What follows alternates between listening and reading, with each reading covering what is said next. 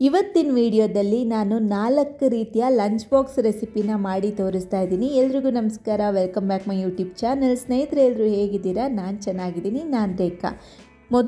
ಮೊದಲನೇ lunch box recipe ಬಂದು ಒಂದು ಬಾಣಲಿ ಇಟ್ಕೊಂಡು ಅದಕ್ಕೆ 2 ಚಮಚ ಎಣ್ಣೆನ ಬಿಸಿಗೆ ಇಟ್ಕೊಂಡೆ. ಎಣ್ಣೆ ಕಾದ್ಮೇಲೆ ಒಂದು 5-6 ಇಳ್ಕು ಬೆಳ್ಳುಳ್ಳಿನ ಸಣ್ಣದಾಗಿ ಕಟ್ ಮಾಡಿ ಹಾಕ್ಕೊಂಡೆ. ಅರ್ಧ ಈರುಳ್ಳಿನೂ ಕೂಡ ಸಣ್ಣದಾಗಿ ಕಟ್ ಮಾಡಿದೆ. ಮತ್ತು ಅರ್ಧ ಕಪ್ ಆಗೋಷ್ಟು ಬೀನ್ಸು ಕಟ್ ಮಾಡಿ ಇಟ್ಕೊಂಡಿರೋದು. ಅದಾದಮೇಲೆ ಅರ್ಧ ಕಪ್ ಆಗೋಷ್ಟು ಕ್ಯಾರೆಟು. ಬೀನ್ಸು ಕ್ಯಾರೆಟು ಬೇಯಲಿಕ್ಕೆ ಸ್ವಲ್ಪ ಟೈಮ್ ತೊಗೊಳುತ್ತೆ, ಹಂಗಾಗಿ ಅದನ್ನೇ ಫಸ್ಟ್ ಹಾಕ್ಕೊಂಡಿದ್ದೀನಿ. ಈರುಳ್ಳಿ ಜೊತೆನೇ ಹಾಕ್ಕೋಬೋದು, ಸಪ್ರೇಟೇನು ಹಾಕೋ ಅವಶ್ಯಕತೆ ಇಲ್ಲ. ಮತ್ತು ಅದೇ ಕಪ್ಪಲ್ಲಿ ಅರ್ಧ ಕಪ್ ಆಗೋಷ್ಟು ಕ್ಯಾಬೇಜ್ ಅಂದರೆ ಎಲೆಕೋಸನ್ನ ಹಾಕ್ಕೊಂಡಿದ್ದೀನಿ. ಇದನ್ನು ಕೂಡ ಚೆನ್ನಾಗಿ ಬಾಡಿಸ್ಕೊತಾ ಇದ್ದೀನಿ, ಚೆನ್ನಾಗಿ ಬೇಯಲಿ ಇದು. ಲಾಸ್ಟಲ್ಲಿ ಒಂದು ಅರ್ಧ ಕ್ಯಾಪ್ಸಿಕಮ್ನ ಸಣ್ಣದಾಗಿ ಕಟ್ ಮಾಡಿ ಮತ್ತು ಒಂದು 2 ಹಸಿಮೆಣಸಿನ್ಕಾಯಿನ ಈ ರೀತಿಯಾಗಿ ಕಟ್ ಮಾಡಿ ಹಾಕ್ಕೊತಾ ಇದ್ದೀನಿ. ಈಗ ಚೆನ್ನಾಗಿ ನಾನು ತೊಗೊಂಡಿರೋ ಎಲ್ಲ ತರಕಾರಿ ಸ್ವಲ್ಪ ಹೆಂಗೆ ನಮಗೆ ಫ್ರೈಡ್ ರೈಸ್ಗೆ ಬೇಕಿತ್ತು ಆ ರೀತಿ ಬೆಂದಿದೆ. ಅದಕ್ಕೆ ನಾನು 1 ಕಪ್ ಆಗೋಷ್ಟು ರೈಸ್ನ ಆಲ್ರೆಡಿ ಅನ್ನ ಬೇಯಿಸಿಟ್ಕೊಂಡಿದ್ದೆ. ನಾನು ಅನ್ನನ ಹಾಕ್ಕೊಂಡು ಅದಾದಮೇಲೆ ಪೆಪ್ಪರ್ ಪುಡಿನ ಹಾಕ್ಕೊತಾ ಇದ್ದೀನಿ, ಕಾಳು ಮೆಣಸಿನ ಪುಡಿ. ನಾನು ತರಕಾರಿ ಬೇಯುವಾಗಲೇ ಅದಕ್ಕೆ ಉಪ್ಪು ಹಾಕಿದ್ರಿಂದ ಮತ್ತೇನು ಉಪ್ಪು ಹಾಕೋಕೆ ಹೋಗಲಿಲ್ಲ. ಮತ್ತು ಅನ್ನ ಬೇಯಿಸೋಕ್ಕೂ ಕೂಡ ನಾನು ಉಪ್ಪು ಹಾಕಿದ್ದೆ. ಈಗ ಚೆನ್ನಾಗಿ ಮಿಕ್ಸ್ ಮಾಡಿಕೊಂಡು ಯಾವುದೇ ರೀತಿ ಸಾಸ್ಗಳನ್ನು ಬಳಸಿಲ್ಲ ನಾನು ಈ ಒಂದು ರೆಸಿಪಿ ಮಾಡಲಿಕ್ಕೆ. ಆದರೆ ಸಾಸ್ ಹಾಕೋದಕ್ಕಿಂತನೂ ಚೆನ್ನಾಗಿ ಈ ಒಂದು ಫ್ರೈಡ್ ರೈಸ್ ಬಂದಿದೆ. ಒಂದು ಸಲ ಟ್ರೈ ಮಾಡಿ ಈ ರೀತಿಯಾಗಿ. ಭಾಳ ಸಿಂಪಲ್ಲಾಗಿರುತ್ತೆ, ತುಂಬ ಟೇಸ್ಟಿಯಾಗಿರುತ್ತೆ. ಒಂದು ಸಲ ಟ್ರೈ ಮಾಡಿ ಈ ಒಂದು ಫ್ರೈಡ್ ರೈಸ್ ರೆಸಿಪಿನ. ಇದಾಗಿತ್ತು ಮೊದಲನೇ ಲಂಚ್ ಬಾಕ್ಸ್ ರೆಸಿಪಿ. ಎರಡನೇ ಲಂಚ್ ಬಾಕ್ಸ್ ರೆಸಿಪಿಗೆ ಮತ್ತೆ ಕಡಾಯಿಗೆ ನಾನು 1-2 ಚಮಚ ಆಗೋಷ್ಟು ಎಣ್ಣೆನ ಹಾಕ್ಕೊತಾ ಇದ್ದೀನಿ. ಅದಾದಮೇಲೆ ಅರ್ಧ ಚಮಚ ಆಗೋಷ್ಟು ಕಡಲೆಬೇಳೆ, ಅರ್ಧ ಚಮಚ ಆಗೋಷ್ಟು ಉದ್ದಿನಬೇಳೆ, ಒಂದು ಅರ್ಧ ಕಪ್ ಆಗೋಷ್ಟು ನಾನು ಕಡಲೆ ಬೀಜನ ಹಾಕ್ತಾಯಿದ್ದೀನಿ. ಕಡಲೆ ಬೀಜ ಹೆಚ್ಚಾಗಿದ್ದರೆ ಚೆನ್ನಾಗಿರುತ್ತೆ ಈ ಒಂದು ರೆಸಿಪಿಗೆ ಅಂತ. ಸ್ವಲ್ಪ ಸಾಸಿವೆ, ಇದಿಷ್ಟನ್ನು ಒಟ್ಟಿಗೆ ಹಾಕಿ ಚೆನ್ನಾಗಿ ಫ್ರೈ ಮಾಡ್ಕೊತೀನಿ. ಒಂದು ಒಳ್ಳೆ ಕಲರ್ ಬರಬೇಕು, ಕಡಲೆ ಬೀಜ ಚೆನ್ನಾಗಿ ಕ್ರಿಸ್ಪ್ ಆಗಬೇಕು ಅಂತ. ಅದಾದಮೇಲೆ ಗೋಡಂಬಿ ಆಪ್ಷನಲ್ಲಿ ಇದ್ದರೆ ಹಾಕ್ಕೊಳ್ಳಿ, ಒಂದು ಸ್ವಲ್ಪ ಗೋಡಂಬಿ. ಅದಾದಮೇಲೆ 1-2-3 ಹಸಿಮೆಣಸಿನ್ಕಾಯಿ, 1 ಒಣಮೆಣಸಿನ್ಕಾಯಿ, ಸ್ವಲ್ಪ ಕರಿಬೇವಿನ ಸೊಪ್ಪು, ಇದಿಷ್ಟನ್ನು ಹಾಕಿ ಚೆನ್ನಾಗಿ ಫ್ರೈ ಮಾಡಿಕೊಂಡೆ. ನೋಡೋದಕ್ಕೆ ಕೂಡ ಕಲರ್ ಚೆನ್ನಾಗಿತ್ತು, ಕ್ರಿಸ್ಪಾಗಿ ಚೆನ್ನಾಗಿ ಫ್ರೈ ಆಗಿತ್ತು ಕಡಲೆ ಬೀಜ ಎಲ್ಲ. ಇದಕ್ಕೆ ನಾನು ಒಂದು 3-4 ಚಮಚ ಆಗೋಷ್ಟು ತೆಂಗಿನಕಾಯಿನ, ಫ್ರೆಶ್ ಆಗಿ ತುರಿದಂಥ ತೆಂಗಿನಕಾಯಿನ ಹಾಕ್ಕೊಂಡಿದ್ದೀನಿ. ಅದಾದಮೇಲೆ ಬೇಯಿಸಿಟ್ಕೊಂಡಿರೋ ಅಂಥ ಅನ್ನ, 1 ಕಪ್ ಆಗೋಷ್ಟು ಅನ್ನನ ಬಳಸಿದ್ದೀನಿ ನಾನು. ಅನ್ನ ಬೇಯುವಾಗಲೇ ಅನ್ನಕ್ಕೆ ಎಷ್ಟು ಬೇಕೋ ಅಷ್ಟು ಉಪ್ಪನ್ನ ಹಾಕ್ಕೊಂಡಿದ್ದೆ. ಆದರೆ ಇವಾಗಿಲ್ಲಿ ಮಿಕ್ಸ್ ಮಾಡುವಾಗ ಇದಕ್ಕೆ ಎಷ್ಟು ಬೇಕೋ ಅಷ್ಟು ಸೇರಿಸಿ ನಾನು ಮಿಕ್ಸ್ ಮಾಡ್ಕೊತೀನಿ. ಭಾಳ ಚೆನ್ನಾಗಿರುತ್ತೆ ಈ ರೆಸಿಪಿ ಅಂತೂ.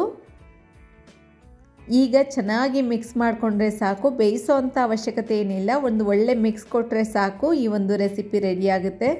ಭಾಳ ಸುಲಭವಾಗಿ ತುಂಬ ಚೆನ್ನಾಗಿ ಮೈಲ್ಡ್ ಆಗಿರುತ್ತೆ ಇದು. ಮಕ್ಳಿಗಾಗಲಿ ತುಂಬ ವಯಸ್ಸಾದವರಾಗಲಿ ತುಂಬ ಇಷ್ಟಪಟ್ಟು ತಿಂತಾರೆ, ಯಾಕೆಂದರೆ ಇದು ಅಷ್ಟೊಂದು ಮಸಾಲೆ ಏನಿರಲ್ಲ, ತುಂಬಾ ಚೆನ್ನಾಗಿರುತ್ತೆ. ತುಂಬ ಮೈಲ್ಡ್ ಆಗಿದ್ದರೂ ಕೂಡ ತುಂಬ ಟೇಸ್ಟಿಯಾಗಿರುತ್ತೆ. ಒಂದು ಸಲ ಟ್ರೈ ಮಾಡಿ. ಇದು ನನ್ನ 2ನೇ ರೆಸಿಪಿ. 3ನೇ ರೆಸಿಪಿಗೆ ಮತ್ತೆ ಒಂದು ಕಡಾಯಿನ ಇಟ್ಕೊಂಡಿದ್ದೀನಿ. ಅದಕ್ಕೆ ಒಂದೇ ಒಂದು ಹನಿ ಆಗೋಷ್ಟು ಎಣ್ಣೆನ ಹಾಕ್ಕೊತೀನಿ. ಇದಕ್ಕೆ ಸ್ವಲ್ಪ ಮಸಾಲೆನ ಹುರ್ಕೋಬೇಕು. ಒಂದು 5-6 ಇಳ್ಕು ಬೆಳ್ಳುಳ್ಳಿನ ಹಾಕ್ಕೊಂಡಿದ್ದೀನಿ. ಒಂದು ಅರ್ಧ ಇಂಚ್ ಆಗೋಷ್ಟು ಹಸಿ ಶುಂಠಿ, ಒಂದು 4 ಹಸಿಮೆಣಸಿನ್ಕಾಯಿನ ಹಾಕ್ಕೊಂಡಿದ್ದೀನಿ. ಈಗ ಚೆನ್ನಾಗಿ ಹುರ್ಕೋಬೇಕು ಇದನ್ನು. ನಾನು ಹಸಿಮೆಣಸಿನ್ಕಾಯಿನ ಮುರಿದು ಹಾಕ್ಕೋಬೇಕಾಗಿತ್ತು, ಆದರೆ ಮುರಿಲಿಲ್ಲ, ಹಂಗಾಗಿ ಭಾಳ ಸಿಮ್ಮಲ್ಲಿ ಇಟ್ಕೊಂಡು ಹುರ್ಕೊಂಡೆ. ಅದಾದಮೇಲೆ ನಾನು ಒಂದು ಇಡೀ ಆಗೋಷ್ಟು ಪುದೀನ ಸೊಪ್ಪನ್ನ ಚೆನ್ನಾಗಿ ಬಿಡಿಸಿ ತೊಳೆದಿಟ್ಕೊಂಡಿದ್ದೆ, ನೀರು ಶೋಧಿಸಿ. ಇದನ್ನು ಹಾಕ್ಕೊಂಡು ಚೆನ್ನಾಗಿ ಹಸಿ ಸ್ಮೆಲ್ಲೆಲ್ಲ ಹೋಗಬೇಕು, ಅಲ್ಲಿವರೆಗೂ ಇದನ್ನು ಹುರ್ಕೊತಾ ಇದ್ದೀನಿ. ಹೈ ಫ್ಲೇಮಲ್ಲಿ ಇಟ್ಕೊಂಡೇ ಹುರ್ಕೊಳ್ಳಿ, ಬೇಗ ಏನು ಸೀದೋಗಲ್ಲ, ಏನೂ ಇಲ್ಲ ಇದು.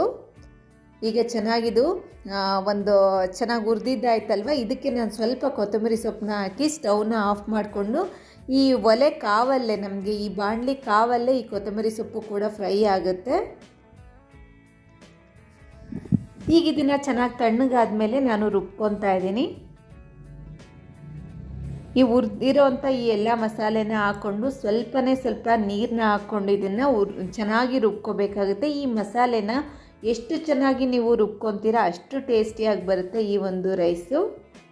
ನಾನು ಸ್ವಲ್ಪ ನೀರು ಹಾಕ್ಕೊಂಡಿದ್ದೀನಿ, ಜಾಸ್ತಿ ಏನು ಬೇಡ ಅಂತ.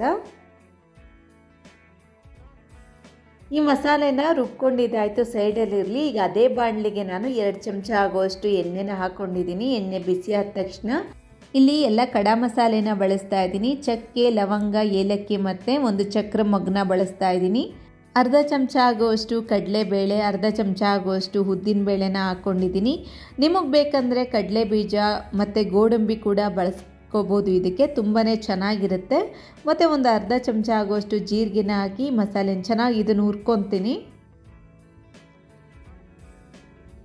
ಈಗ ಅರ್ಧ ಈರುಳ್ಳಿನ ಬಳಸಿದ್ದೀನಿ. ನಾನು ತೊಗೊಂಡಿರೋವಂಥ ಕ್ವಾಂಟಿಟಿ ಏನಿದೆ ಅಲ್ವಾ, ಅದು ಬಹಳ ಕಡಿಮೆ ಇದೆ, ಅದಕ್ಕೆ ನಾನು ಇಷ್ಟಿಷ್ಟು ಬಳಸಿದ್ದೀನಿ. ಈರುಳ್ಳಿ ಎಲ್ಲ ಚೆನ್ನಾಗಿ ಹಸಿ ಸ್ಮೆಲ್ಲೆಲ್ಲ ಹೋದ್ಮೇಲೆ ಅರ್ಧ ಟೊಮೆಟೊನ ಹಾಕಿದ್ದೀನಿ. ಟೊಮೆಟೊನು ಕೂಡ ಹಾಕಿದ ಮೇಲೆ ಚೆನ್ನಾಗಿ ಫ್ರೈ ಮಾಡ್ಕೋಬೇಕು. ಇದಕ್ಕೆ ನಾನು ರುಚಿಗೆ ತಕ್ಕಷ್ಟು ಉಪ್ಪು ಕೂಡ ಇವಾಗಲೇ ಹಾಕ್ಕೊತೀನಿ. ಆವಾಗ ಟೊಮೆಟೊ ಕೂಡ ಚೆನ್ನಾಗಿ ಬೇಗ ಸಾಫ್ಟ್ ಆಗುತ್ತೆ ಅಂತ. ಈಗ ಟೊಮೆಟೊನು ಕೂಡ ಚೆನ್ನಾಗಿ ಹುರ್ಕೊಂಡು ನೋಡಿ, ಟೊಮೆಟೊದಲ್ಲಿ ಅಲ್ಲೇ ಎಣ್ಣೆ ಬಿಡ್ತಾ ಇದೆ. ಆವಾಗ ನಾನು ರುಬ್ಬಿಟ್ಕೊಂಡಿರೋಂಥ ಈ ಪೇಸ್ಟ್ ಏನಿದೆ ಇದಿಷ್ಟನ್ನು ಸೇರಿಸ್ಕೊತೀನಿ.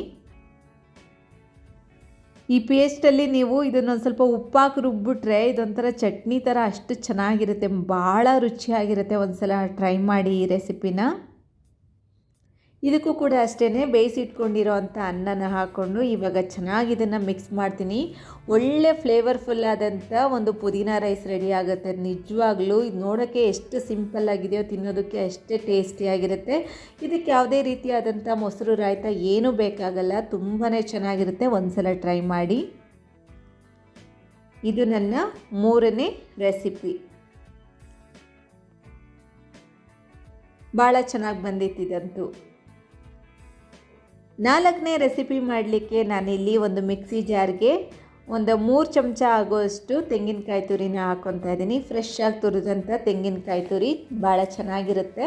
2 ಹಸಿಮೆಣಸಿನ್ಕಾಯಿನ ಹಾಕ್ತಾಯಿದ್ದೀನಿ. 1/4 ಇಂಚ್ ಆಗೋಷ್ಟು ಹಸಿ ಶುಂಠಿ, ಅದಾದಮೇಲೆ ಸ್ವಲ್ಪ ಕರಿಬೇವಿನ ಸೊಪ್ಪು, 1 ಚಿಟಿಕೆ ಆಗೋಷ್ಟು ಅರಿಶಿಣದ ಪುಡಿ. ಇದಿಷ್ಟನ್ನು ಹಾಕಿ ನೀರೇನು ಹಾಕ್ತಲೇ ಇದನ್ನು ದರ್ದರಿಯಾಗಿ ನಾನು ಮಿಕ್ಸಿಲಿ ರುಬ್ಕೊತೀನಿ. ನೋಡಿ ಈ ರೀತಿಯಾದವಾಗಿ. ಇದು ಸೈಡಲ್ಲಿರಲಿ. ಒಂದು ಬಾಣಲಿಗೆ ನಾನು 1-2 ಚಮಚ ಆಗುವಷ್ಟು ಎಣ್ಣೆನ ಹಾಕ್ಕೊತಾ ಇದ್ದೀನಿ.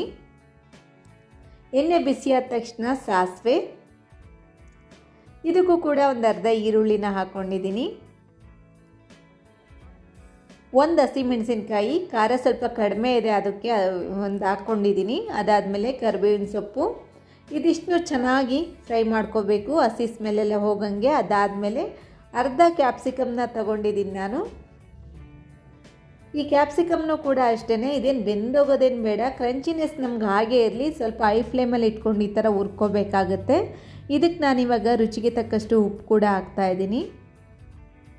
ಉಪ್ಪು ಹಾಕ್ಕೊಂಡು ನಾನು ರುಬ್ಬಿಟ್ಕೊಂಡಂಥ ಈ ಮಸಾಲೆ ಏನಿತ್ತು ಇದನ್ನು ಕೂಡ ಸೇರಿಸ್ಕೊಂಡು ಇದನ್ನು ಚೆನ್ನಾಗಿ ಮಿಕ್ಸ್ ಮಾಡ್ಕೊತೀನಿ. ಚೆನ್ನಾಗಿ ಈ ಕ್ಯಾಪ್ಸಿಕಮ್ ಜೊತೆ ಈರುಳ್ಳಿ ಜೊತೆ ಚೆನ್ನಾಗಿ ಬೆರಿಬೇಕು ಈ ಮಸಾಲ. ಈ ರೀತಿ ಮಿಕ್ಸ್ ಮಾಡ್ಕೊಂಡ ನಂತರ ಉರಿನ ಕಮ್ಮಿ ಇಟ್ಕೊಂಡು ನಾನು ಅನ್ನನ ಸೇರಿಸ್ಕೊತಾ ಇದ್ದೀನಿ. ಇದಕ್ಕೂ ಕೂಡ 1 ಕಪ್ ಆಗುವಷ್ಟು ಅನ್ನನ ಬಳಸ್ಕೊಂಡಿದ್ದೀನಿ.